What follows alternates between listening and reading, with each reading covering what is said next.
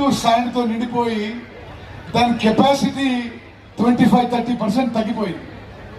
ముఖ్యమంత్రి గారి అనుమతితో national framework of desiltation and desedimentation కింద ఈ ప్రాంతానికి నీళ్లు రావడానికి ఎస్ఆర్ఎస్పికి డీసిల్టేషన్ అండ్ డీసెడిమెంటేషన్ కూడా టేకప్ చేస్తామని చెప్పి నేను మనవి చేస్తున్నాను.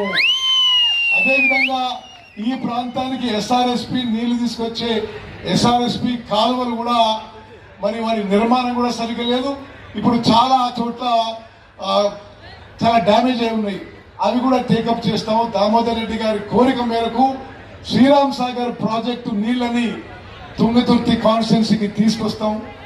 మరి వారు చేసిన కృషి, వారి ప్రయత్నం గుర్తింపు చేయడానికి, ప్రజల్లో శాశ్వతంగా నిలబడడానికి మరి ఈ ప్రాజెక్టుని నేను ముఖ్యమంత్రి గారిని నేను వెంకన్న విజ్ఞప్తి చేస్తున్నాం. ఆర్డీఆర్ ఎస్ఆర్ఎస్పి ఫేజ్ 2గా నామకరణం చేయవలసిందిగా వారికి సభాముఖంగా విజ్ఞప్తి చేస్తున్నాం.